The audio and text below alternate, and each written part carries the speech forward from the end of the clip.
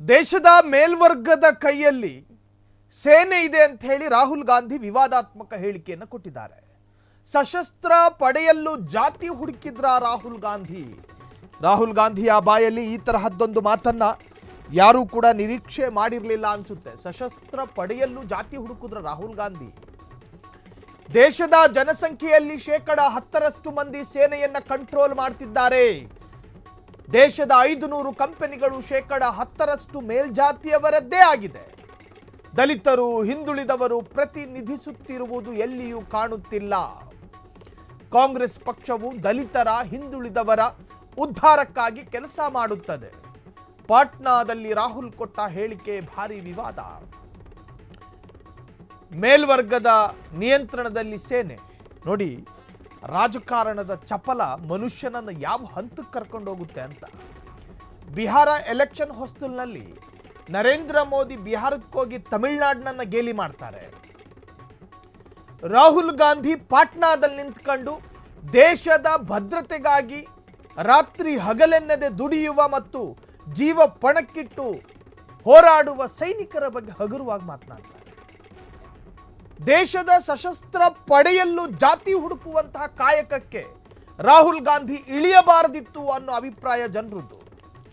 ನಿಮ್ಮ ರಾಜಕಾರಣದ ತೆವಲಿದ್ರೆ, ನಿಮ್ಮ ನಾಲಿಗೆ ತುದಿಯಲ್ಲೇನಾದ್ರೂ ಕಡ್ತಾ ಬಂದ್ರೆ ಬೇರೆ ತರಹದಲ್ಲಿ ತೀರಿಸ್ಕೊಳ್ಳಿ ಬಾಯಿ ಚಪಲಾನ. ದೇಶದ ಸೇನೆಯಲ್ಲೂ ಜಾತಿ ಹುಡುಕೋ ಕಾಯಕಕ್ಕೆ ಇಳಿಬೇಡಿ. ಅತ್ಯಂತ 4ನೇ ದರ್ಜೆಯ ಕೆಲಸ ಅದು. ದೊಡ್ಡವರ ಸಣ್ಣಾಟ ಅಂತ ಕರಿತೀವಿ. ಹಾಗಾದ್ರೆ ರಾಹುಲ್ ಗಾಂಧಿ ಹೇಳಿದ್ದೇನು? ರಾಹುಲ್ ಗಾಂಧಿ ಹೇಳ್ತಾರೆ ಪಾಟ್ನಾದಲ್ಲಿ ನಿಂತ್ಕೊಂಡು, ದೇಶದ ಜನಸಂಖ್ಯೆಯಲ್ಲಿ 10% ಮಂದಿ ಸೇನೆಯನ್ನ ನಿಯಂತ್ರಣ ಮಾಡುತ್ತಿದ್ದಾರೆ. ಅದರರ್ಥ ಮೇಲ್ವರ್ಗದವರು, ಬ್ರಾಹ್ಮಣರು, ಮೇಲ್ವರ್ಗದವರು, ರಾಜಕೀಯ ಬಲಾಢ್ಯರು ಸೇನೆಗೆ ಸೇರ್ಕೊಂಡು ಸೇನೆಯನ್ನು ಕಂಟ್ರೋಲ್ ಮಾಡ್ತಿದ್ದಾರೆ ಅಂತ. ಉಳಿದ ಅದನ್ನು ಹೊರತುಪಡಿಸಿ ಸೇನೆಯಲ್ಲಿ ಇಲ್ಲದೇ ಇರುವವರು, ಉಳಿದ 90% ಮಂದಿ ದಲಿತರು, ಹಿಂದುಳಿದವರು, ಬ್ಯಾಕ್ವರ್ಡ್, ಅತಿ ಹಿಂದುಳಿದವರು ಸೇನೆಯಲ್ಲಿ ಇಲ್ಲ, ಸೇನೆಯ ಕಂಟ್ರೋಲ್ನಲ್ಲಿಲ್ಲ. ಮುಂದುವರಿಸುತ್ತಾ ಮತ್ತೊಂದು ಮಾತು ಹೇಳ್ತಾರೆ, ದೇಶದ 500 ಕಂಪನಿಗಳು 10% ಇರುವ ಮೇಲ್ಜಾತಿಯವರದ್ದೇ ಆಗಿದೆ. 10% ಯಾರಿರೋದು ದೇಶದಲ್ಲಿ? ಉದಾಹರಣೆಗೆ ಬ್ರಾಹ್ಮಣರು ಅನ್ಕೊಳ್ಳೋಣ. ಅದಾನಿ, ಅಂಬಾನಿ, ಮಿತ್ತಲ್, ಹೀಗೆ ಬಹುತೇಕ ಪ್ರತಿಷ್ಠಿತ ಕಂಪನಿಗಳು ಮೇಲ್ಜಾತಿಯವರ ಕೈಯಲ್ಲಿದೆ. ಪ್ರತ್ಯೇಕವಾಗಿ ಉಲ್ಲೇಖ ಮಾಡ್ತಾರೆ ಅವರೊಂದು ಸಂಖ್ಯೆಯನ್ನ.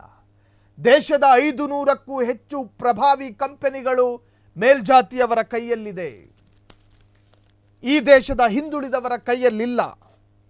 ದಲಿತರು, ಹಿಂದುಳಿದವರು ಪ್ರತಿನಿಧಿಸುತ್ತಿರುವುದು ನಾನೆಂದೂ ಕಂಡಿಲ್ಲ. ಕಾಂಗ್ರೆಸ್ ಪಕ್ಷವು ಹಿಂದುಳಿದವರು, ದಲಿತರ ಕಲ್ಯಾಣಕ್ಕಾಗಿ ಕೆಲಸ ಮಾಡ್ತಿದೆ. 70 ವರ್ಷ ದೇಶವನ್ನು ಆಳಿದ್ದೀರಿ, 65ಕ್ಕೂ ಹೆಚ್ಚು ವರ್ಷ. ಆಗ ನೀವು ಹಿಂದುಳಿದವರನ್ನ ಬಲಿಷ್ಠರನ್ನಾಗಿ ಮಾಡಬಹುದಿತ್ತಲ್ಲ, ಯಾಕೆ ಮಾಡಲಿಲ್ಲ? ದೇಶದಲ್ಲಿ ಸಾಂಪ್ರದಾಯಿಕವಾಗಿ ಐತಿಹಾಸಿಕ ಅನ್ಯಾಯಕ್ಕೊಳಗಾಗಿರುವಂತಹ ದಲಿತರನ್ನ, ಹಿಂದುಳಿದ ವರ್ಗದವರನ್ನ ಮೇಲೆತ್ತುವ ಕೆಲಸ ಜವಾಹರ್ಲಾಲ್ ನೆಹರೂಯಿಂದ ಹಿಡಿದು, ಇಂದಿರಾ ಗಾಂಧಿಯಿಂದ ಹಿಡಿದು, ರಾಜೀವ್ ಗಾಂಧಿಯಿಂದ ಹಿಡಿದು ಮನಮೋಹನ್ ಸಿಂಗ್ರವರೆಗೂ ಕೂಡ ಯಾಕಾಗಲಿಲ್ಲ? ಪ್ರತಿಯೊಂದು ವಿಚಾರದಲ್ಲೂ, ಪ್ರತಿಯೊಂದು ಕ್ಷೇತ್ರದಲ್ಲೂ ಜಾತಿಯ ಹೆಸರನ್ನು ಉಲ್ಲೇಖ ಮಾಡೋ ರಾಜಕಾರಣಿಗಳು ತಮ್ಮಿಂದಾಗದೇ ಇದ್ದ ಕೆಲಸಗಳನ್ನು ಹೇಳೋದಿಲ್ಲ. ಕಡೆಯದಾಗಿ ಜಾತಿ ಪ್ರಯೋಗವನ್ನು ಮಾಡುವಂತಹದ್ದು. ಪಾಟ್ನಾದಲ್ಲಿ ಆಡಿದಂತಹ ಮಾತು ಈಗ ವಿವಾದವಾಗಿದೆ. ರಾಜಕೀಯ ವಲಯದಲ್ಲೂ ಕೂಡ ಬಹಳಷ್ಟು ಸಂಚಲನವನ್ನು ಮೂಡಿಸ್ತಾ ಇದೆ ರಾಹುಲ್ ಗಾಂಧಿಯ ಈ ಒಂದು ರಾಜಕೀಯ ಹೇಳಿಕೆ. ಕ್ಷಣ ಕ್ಷಣದ ಸುದ್ದಿಗಳಿಗಾಗಿ ಫ್ರೀಡಂ ಟಿವಿ ಸಬ್ಸ್ಕ್ರೈಬ್ ಮಾಡಿ, ಲೈಕ್ ಮಾಡಿ ಹಾಗೂ ಫಾಲೋ ಮಾಡಿ. ಹೊಸ ಸುದ್ದಿಗಳ ನೋಟಿಫಿಕೇಶನ್ಗಾಗಿ ಬೆಲ್ ಐಕಾನ್ ಮೇಲೆ ಕ್ಲಿಕ್ ಮಾಡಿ.